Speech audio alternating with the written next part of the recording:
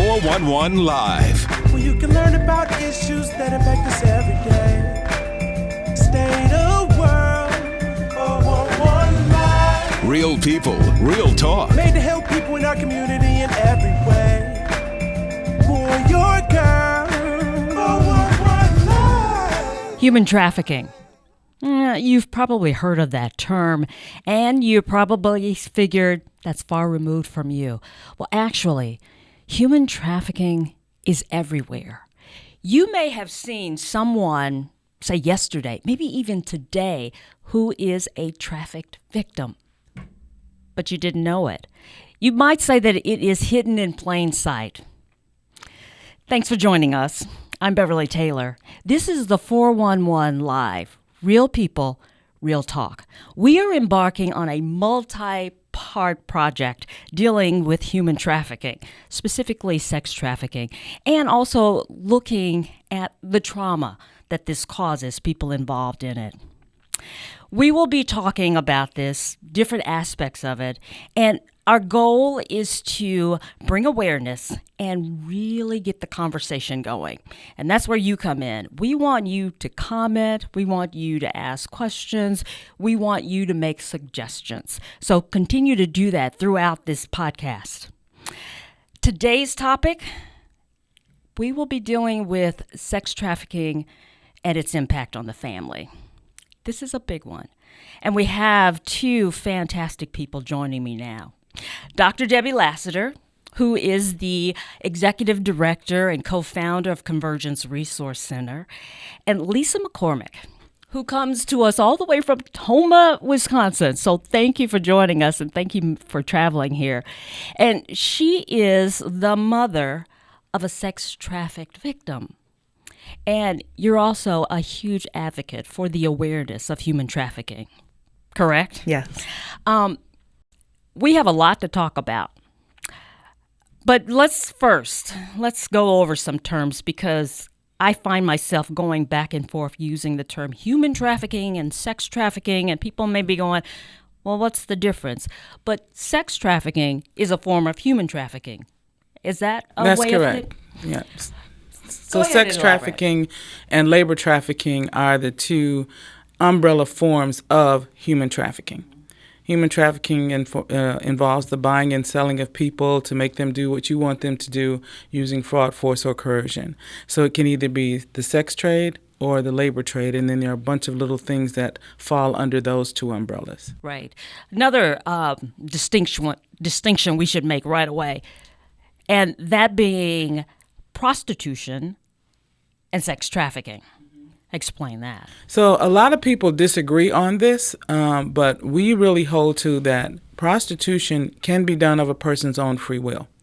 If you decide that you want to make your living that way and there are no extenuating circumstances, there are people who fight for the right to be sex workers, and they would be very upset if you tried to stop them from doing that.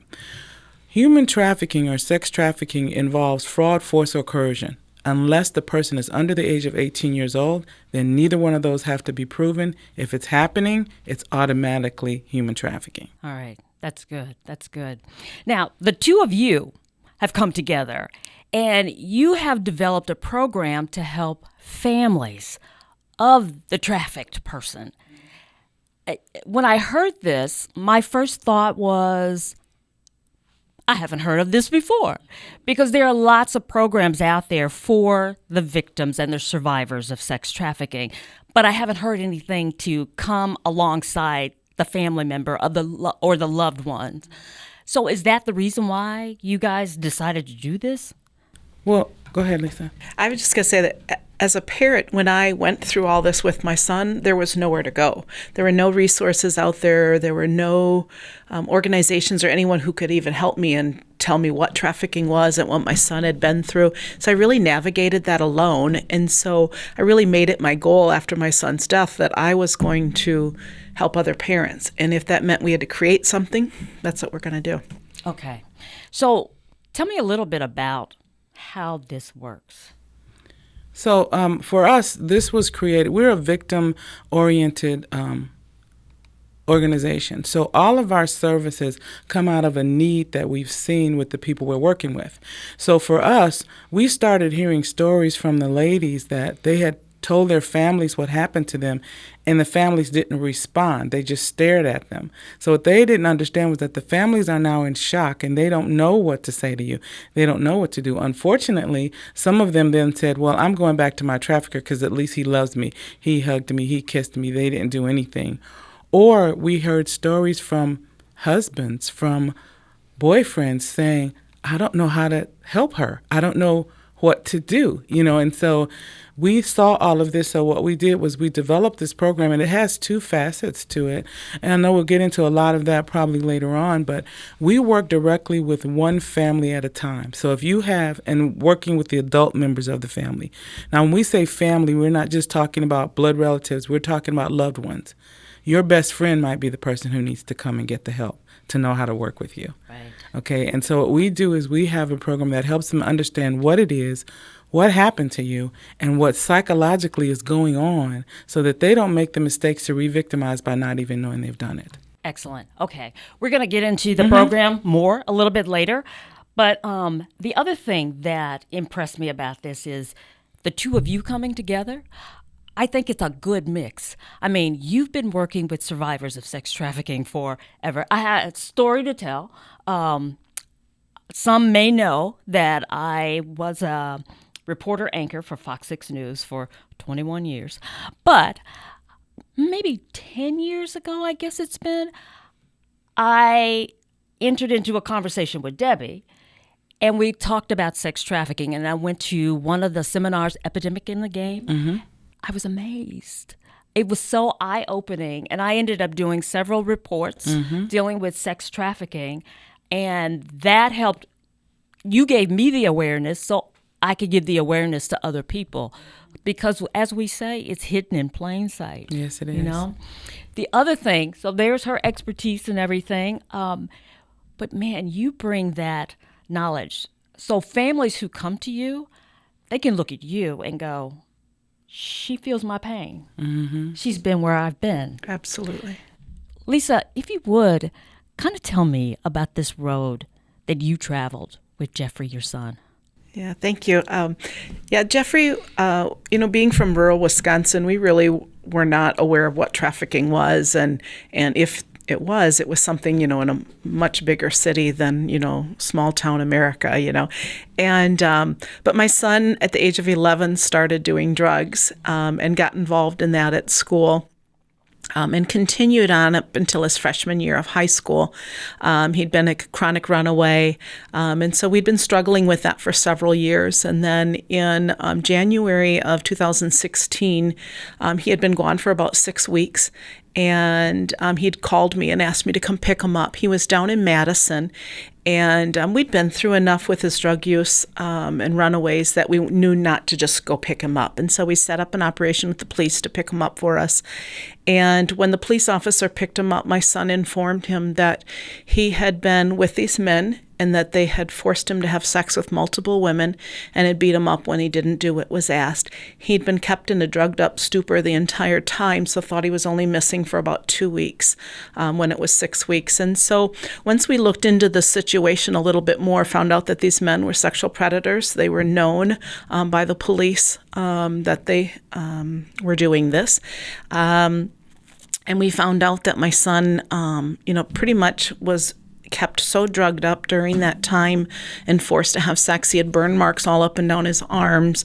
And so during that 6 weeks time, we brought my son out of that situation thinking that things would, we'll just get back on the regular track and get back into the help that he was getting. He was involved with the juvenile detention center program, up in our community. And so when he was brought to jail in Madison, he went to the juvenile detention center. And while he was there, he's now age 17, and that's considered an adult in Wisconsin. And so his traffickers had access to him while he was in jail, on the phone, visiting him. It took us about 3 days to kind of figure out who these men were, where we were able to stop all communication. We were able to transfer my son back up to La Crosse. And when we transferred my son up here, The men continued to have access to my son, writing letters, calling the jail, doing whatever they could to try to get access to him. During that time, they also started stalking our family. They were on social media, on Facebook, friend requesting, talking to us, trying to get us to help them out. They wanted to post bail for Jeffrey, although that wasn't needed. They tried to convince Jeffrey to be emancipated, which is illegal in the state of Wisconsin. They were just doing all those tactics and grooming tactics to get Jeffrey to do what they wanted him to do, and pull him away from the family. And so, we didn't understand what trafficking was back then, and didn't even the jail personnel and that just didn't understand what emotionally he'd been through. And so that evening that my son was brought back there, he attempted suicide, and we brought him to the hospital and tried to just get him more help. Right. And my son couldn't handle it. Things didn't move very quickly. And so my son jumped the fence and took off and ran away again. This time he ran straight back to the trafficker's home. And I like to kind of compare this to when my son was in middle school. He really struggled to fit in and try to find the right group of friends. And the only friends he could really connect with were those friends that were making the poor choices and doing the bad things in school. And so that's how my son felt about these traffickers. These were the people that cared about him. Even though he knew his family loved him, he knew that these people would take care of him and support him and that connection. Right. And they had convinced him that that's what was happening. And so my son went down there, and fortunately, the police found him. He was sitting on the porch of the home with a young girl. The two men were inside the home. When the police approached the home, my son jumped off the porch, ran down the alley, and when the police officer caught him, he unfortunately assaulted an officer. Now being an adult at 17, he went to adult jail for the next few months. During that 3 months that my son was in jail, again, the traffickers continued to have access to him. There was nothing I could do to stop the access they had. But in June of 2016, my son got out of jail and was home with us for about 9 days. And we thought things were back to normal. Things were looking great. And then one day he just disappeared again. That was the last time my daughter saw him alive. Over the next few months, he'd been running continuously, always down to Iowa. Really, at the time, couldn't understand the draw of Iowa. But what we found out later is that it was his channel. He was running from Madison to Sioux City, Iowa, and that's where they were trafficking up and down, selling him on Craigslist. He was dancing in clubs, trying to find people outside of clubs, whatever he could do during that time that he was there. But I really didn't find out how much my son was being trafficked until after his death. He passed away on September 30th, 2016 of a heroin fentanyl drug overdose. I believe very strongly that the traffickers paid for the hotel and paid for the drugs that he eventually died from. But unfortunately, we have no proof of that. So those men are still out there. But what we found out, though, is as I was planning my son's funeral, somebody brought an envelope of photos to the funeral home, and it said, "These are photos of your son from the last 4 months of his life." And inside the envelope were photos of my son with his traffickers. And I know what they look like because they stalked our family, and we saw photos of them, so we knew what they looked like. And the funeral home said, "Those photos are so graphic, don't show them to your mom." My daughters looked at them and agreed that I should not look at those photos. And I really didn't look at them until about 3 months after my son's death, and realized what I was looking at. So I have to stop you right now because this is atrocious. They brought pictures to the funeral home to add to your pain. Oh, it gets worse. They actually came to my son's funeral. The traffickers came to the visitation service. The gentleman that I kind of call the pimp, he's the top guy. He came in with a young woman on his arm who was just crying immensely and walked right in and shook my hand, and I knew instantly who he was. And he told us that he was Jeffrey's friend from Madison, and I knew instantly that he was the man. I asked him to be removed, and he graciously left, and I thought that was over with. And then the next day when we had the actual funeral service in the cemetery service there, it was just about over. I was really kind of in a fog that whole morning, and And at the service, my daughter kind of elbowed me and she says, "Mom, look to your right." And over to the right is a man. I kind of call him the middle in my terminology, but he's kind of the one of the workers. And he had this young man on his arm just tight, and the boy was crying quite a lot. And my gut just told me that he was telling this boy, "This is going to be you if you don't do what we say." Wow. Wow. I'm going to get you to stop right there. This is riveting, and this is a tough time to take a break. But we're going to take a break. We're going to come back, and we're going to continue this conversation.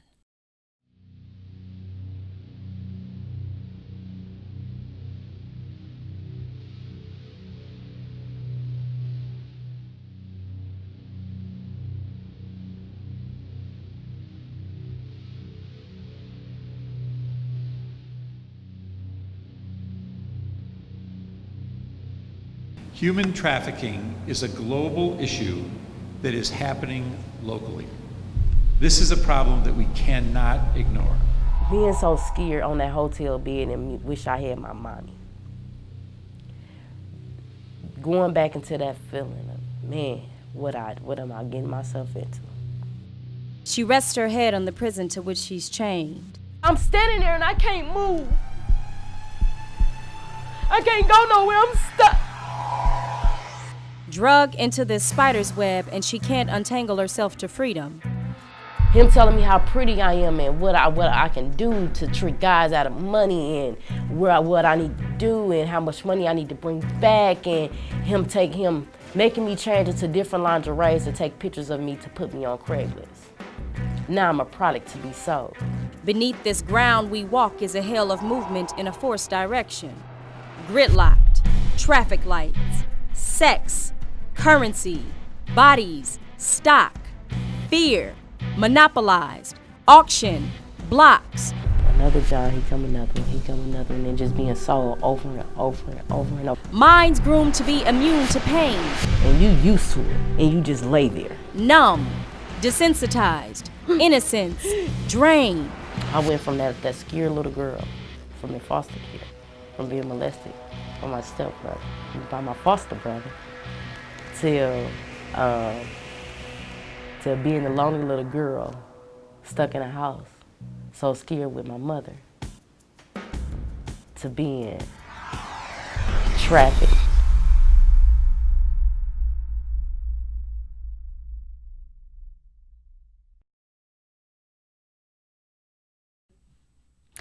Now, Lisa, when we left, we were at the cemetery, and the trafficker was there. And you said there was a young man on his arm bawling. What do you think that was about?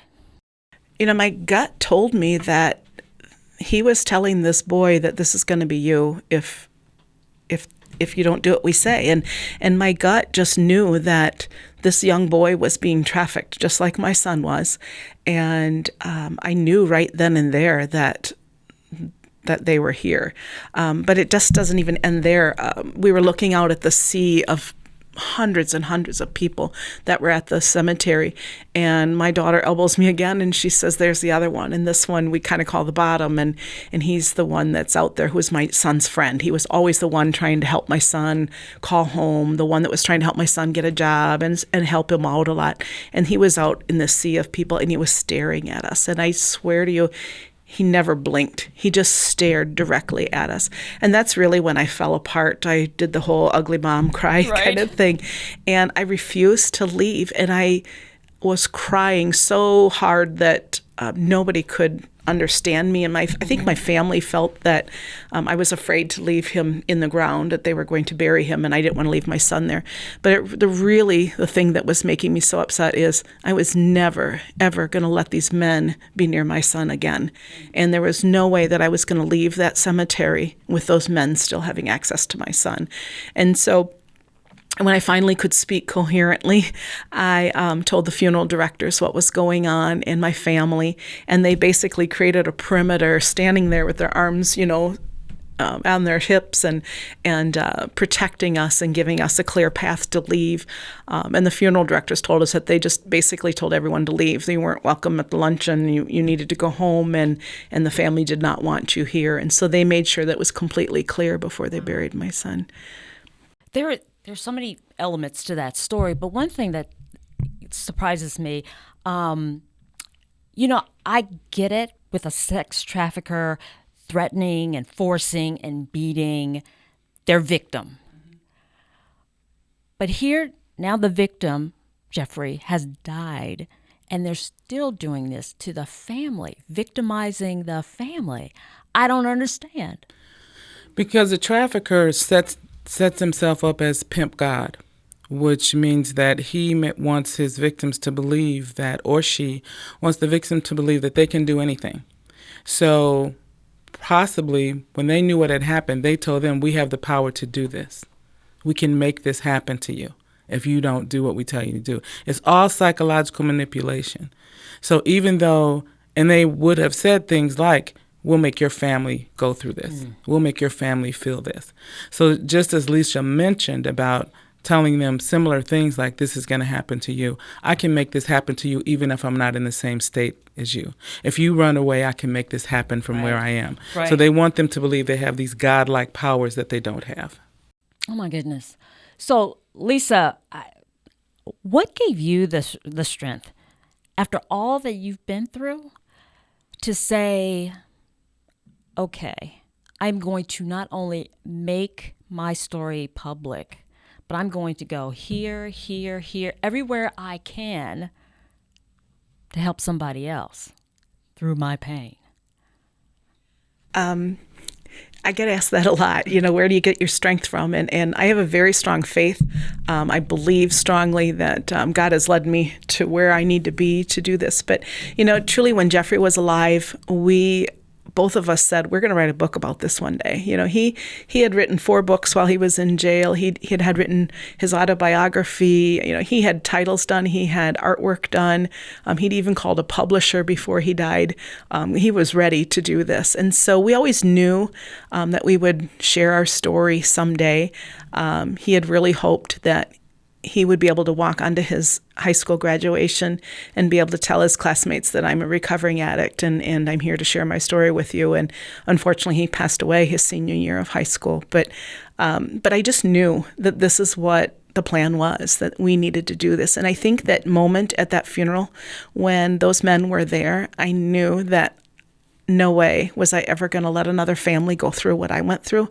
I navigated that alone, and I just did not want another family to ever have to do that. And if me going out speaking and talking and sharing our story can help one person and help another family so they don't feel alone, that's what I'm here for.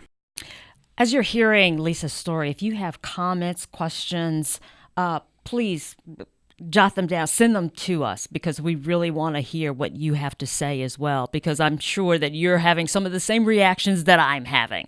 So we would love to hear your comments and see those comments. So send them our way. So with all of this, as you go from place to place telling your story, and Debbie, you do this too, but are you finding that people are really, I'll say naive, because the mindset is, this could never happen to my child, my daughter, my son? I think one of the things that's really remarkable also about Lisa's story is that many times we forget that a trafficking victim can be male. Yes. And we forget that they can be young men. And when we think about them being young men, we automatically think about them sleeping with men. But they were forcing him to sleep with women. Yes. And so that helps us broaden the scope of that trafficking can happen to anybody. And we need to take the blinders off a little bit. But I think naive is one word, but another word is just completely unaware. Mm-hmm. We live in bubbles. And if it's not in my bubble that I can see, it really isn't real. Right. And so this really bursts those bubbles for you to help you realize that it's happening everywhere. And it's interesting that you say that, because I was thinking, as she was telling her story, I was thinking, boy, this shatters a lot of things, because, okay, we have a white boy, and he is being sold to women in rural Wisconsin. It's not in Milwaukee.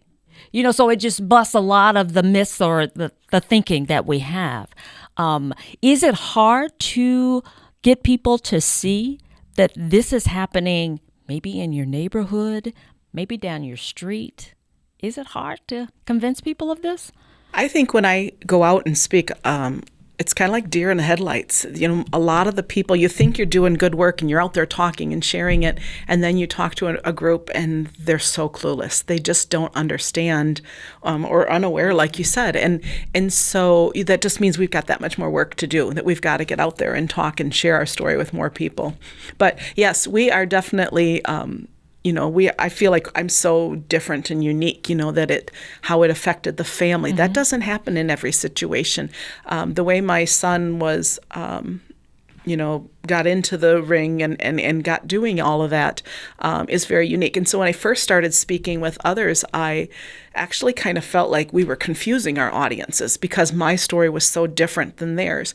And the other victims and survivors started telling me that that's how unique and different this is. I only knew my story. Right. But now that I've been working with all these other people and hearing these other stories, I realize it is so unique and different. And that's why it's hidden. That's why we can't just arrest them all and get them into jail, because it's so unique and different. And it really takes us educating everyone to understand that it's going to take all of us in order to stop the demand as well as stop the traffickers from doing what they're doing. The other thing, talking to your story, were you about to say something? I did want to ask you a question.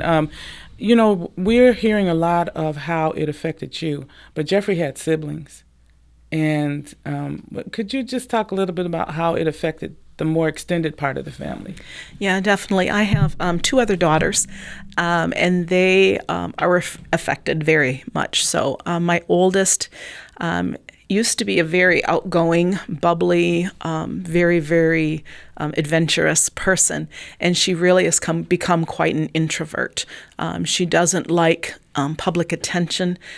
This is a girl who's always done choirs and show choir and theater and that kind of thing, and now suddenly she wants no attention on her at all. She doesn't like what is being brought upon her due to her brother.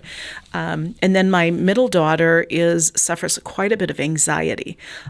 When those traffickers were coming after our family and stalking them on social media, we started hearing stories from police and other people that, they come to your communities, they research and look at your community because they're looking for the most vulnerable person. And so they're going to come in and look at our community and our family and find out what can they do to pull Jeffrey further away from their family. Yeah. And so she was petrified that they were going to come to her home. And if somebody parks on our street to take their lunch break or to answer their phone, she's on the phone calling the police because there's somebody outside her home. I mean, she's extremely anxious and nervous, and it's taken quite a toll on the 2 of them. They're gradually working their way out of that, but yeah, it's definitely taken a huge toll on our entire family. It really trickles down. It's just not the victim, but there's so many victims. Yes, because in a lot of cases, the children are aware of what's going on. I mean, younger children. I'm talking about tender age children, and no one's helping them with it. So we need to make sure that we remember them as well. That's why your program is so on target, so needed, and so unique in this community. But I'm thinking that it's going to expand tremendously as people listen in and want to get more about it. Now, this episode, we've run out of time. So they're going to stay with me for part 2, and we're going to have a separate episode because we have a lot of things to talk about. We still want to delve into the program and how it can affect families and the impact that sex trafficking is having on families. We want to talk a little bit more about that and some of the warning signs, and man, there's just a lot to discuss. So we are going to end this episode, I want to thank you both for being here. Again, they're going to stick around, so there will be a part 2, so you need to stick around for that. Tune in for that. Now, we will put more information on what we've talked about on our website, that being www.the411live.org. You can also tune in to Facebook. You will find us there. Go to our YouTube channel, of course, and check us out on Twitter and also IGTV. We have all of those sources, so you go there. Of course, we are a nonprofit organization, so when you go to our website, if you'd like to donate, we would greatly appreciate that. We hope that you enjoyed our podcast, and we hope that you will stick around for much more, especially part 2 of this one. So until then, I will just say that I'm Beverly Taylor, and this is the 411 Live. Real people, real talk.